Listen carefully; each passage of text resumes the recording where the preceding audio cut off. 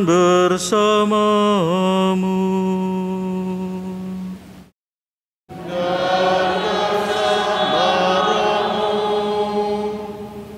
Inilah Injil suci menurut Matius.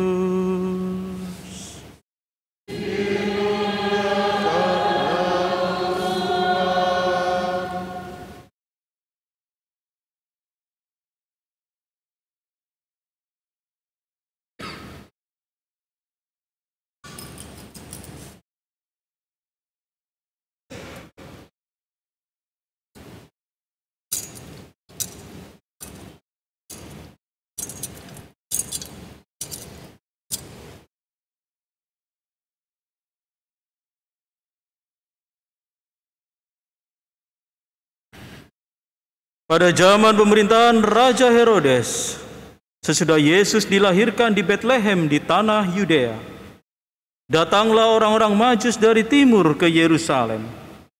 Mereka bertanya-tanya, di manakah dia, raja orang Yahudi yang baru dilahirkan itu? Kami telah melihat bintangnya di timur, dan kami datang untuk menyembah dia. Mendengar hal itu, terkejutlah Raja Herodes beserta seluruh Yerusalem. Lalu dikumpulkannya semua imam kepala dan ahli Taurat bangsa Yahudi. Kemudian dimintanya keterangan dari mereka di mana Mesias akan dilahirkan. Mereka berkata kepadanya, di Betlehem di tanah Yudea.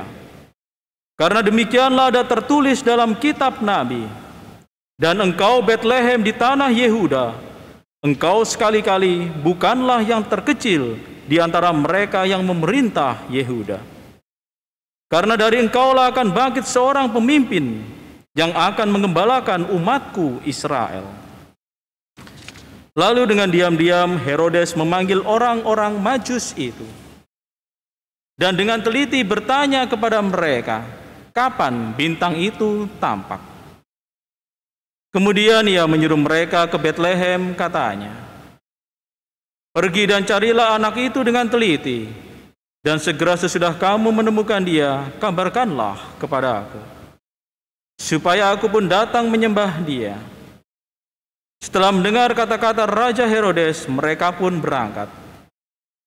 Lihatlah, bintang yang mereka lihat di timur itu mendahului mereka hingga tiba dan berhenti di atas tempat di mana anak itu berada. Ketika melihat bintang itu, mereka sangat bersuka cita. Mereka masuk ke dalam rumah itu dan melihat anak itu bersama Maria ibunya. Lalu mereka sujud menyembah dia. Mereka pun membuka tempat harta bendanya dan mempersembahkan persembahan kepada anak itu, yaitu emas, dupa, dan mur. Kemudian karena diperingatkan dalam mimpi, supaya jangan kembali kepada Herodes, mereka pun pulang ke negerinya melalui jalan lain. Demikianlah sabda Tuhan.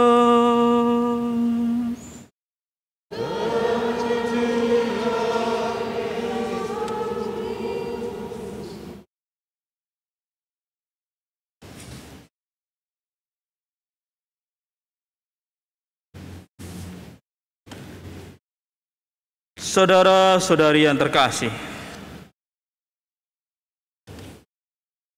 Paus Fransiskus dalam surat apostoliknya Admirabile Signum, tanda yang menakjubkan, memberikan pesan kepada kita di hari Epifani, penampakan Tuhan kepada tiga raja dari timur ini. Pesan-pesannya itu ialah yang pertama,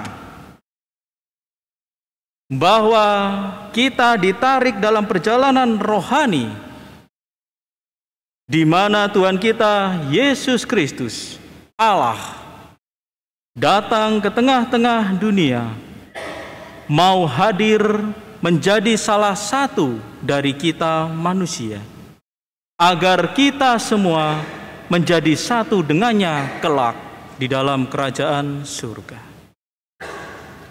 Allah datang dengan kerendahan hatinya, mau merendahkan dirinya, dan disinilah letaknya bahwa perjalanan rohani kita pun untuk melihat bagaimana kasih Allah kepada kita semua umat manusia, di mana Dia mau turun menjadi manusia, menjadi salah satu dari kita umat manusia, agar kelak kita kembali kepadanya menjadi satu dengannya.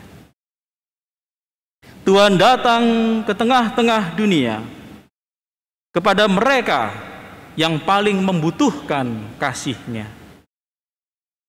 Dan mereka yang paling membutuhkan kasih-Nya itu adalah semua umat manusia, diwakilkan oleh para gembala dan 3 raja dari timur.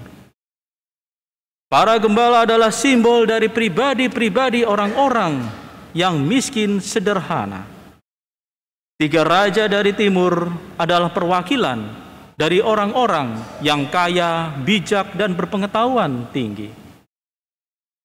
Disinilah letaknya bahwa akhirnya semua orang membutuhkan kasih Allah, dan Allah senantiasa akan datang menyelamatkan, hadir kepada mereka yang membutuhkan kasih itu dan mau mendekat kepadanya.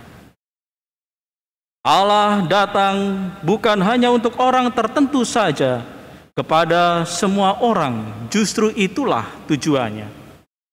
Allah datang untuk mengasihi mereka yang miskin dan kaya, besar dan kecil, tinggi dan pendek, dan tentunya juga orang yang berkulit hitam atau putih. Semuanya itu adalah orang-orang yang Tuhan cintai. Allah telah bertahun-tahun merindukan untuk melihat dan bertemu serta memeluk umat manusia yang selama ini dicintainya. Maka Dia hadir dan datang menjadi manusia. Allah lahir di dalam kandang hewan, bukan di sebuah bangunan yang mewah, harganya miliaran atau triliunan, tetapi di sebuah kandang. Dan ini memperlihatkan bagaimana Allah senantiasa menyukai nilai-nilai akan kerendahan hati. Dan barang siapa mengikuti jalan kerendahan hati inilah yang telah ditunjukkan Allah, maka akan memperoleh keselamatan.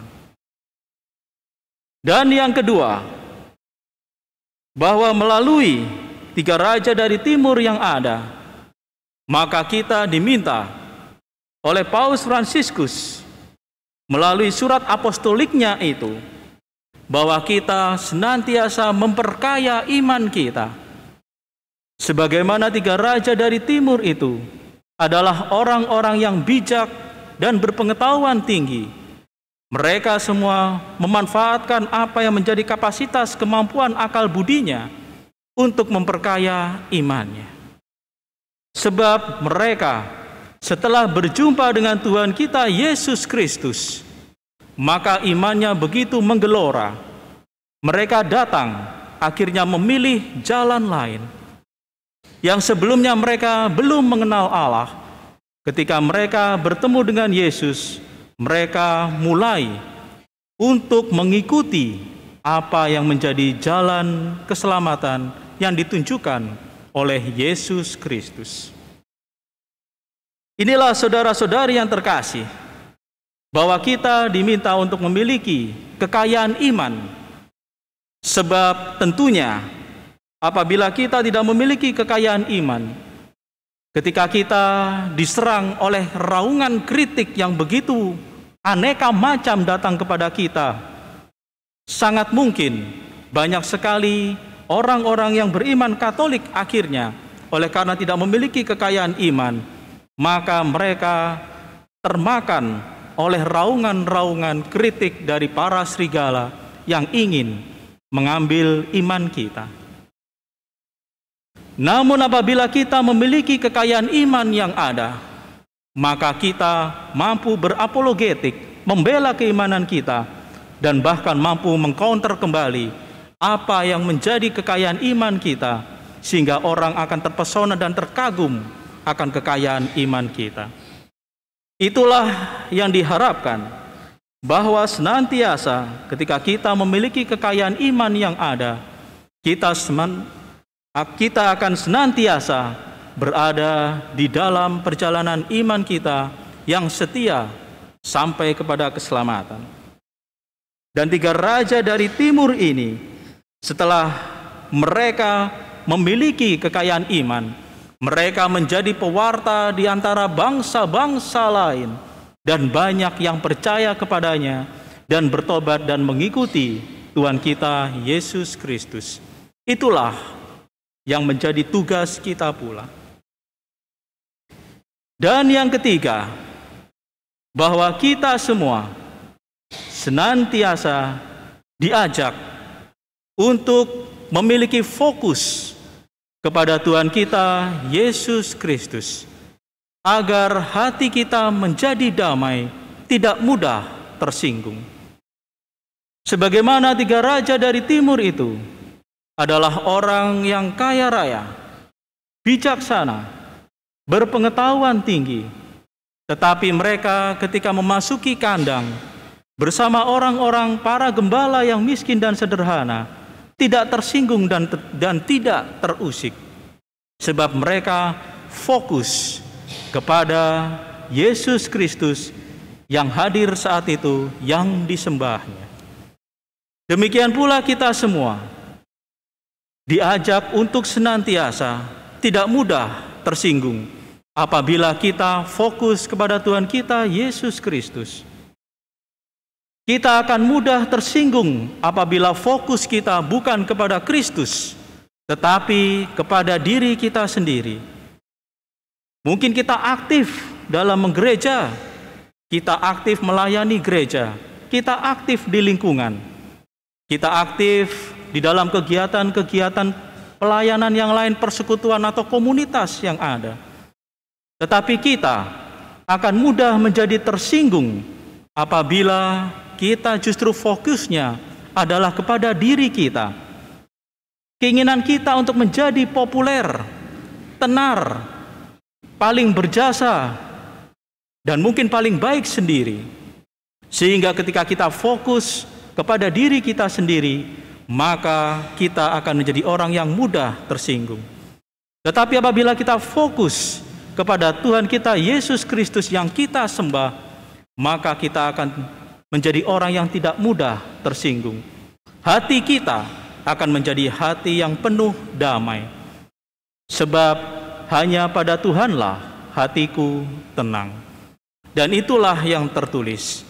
Dan kita semua akan memiliki hati yang damai apabila di dalam setiap aktivitas kita, kita senantiasa memfokuskan diri kepada Tuhan kita Yesus Kristus.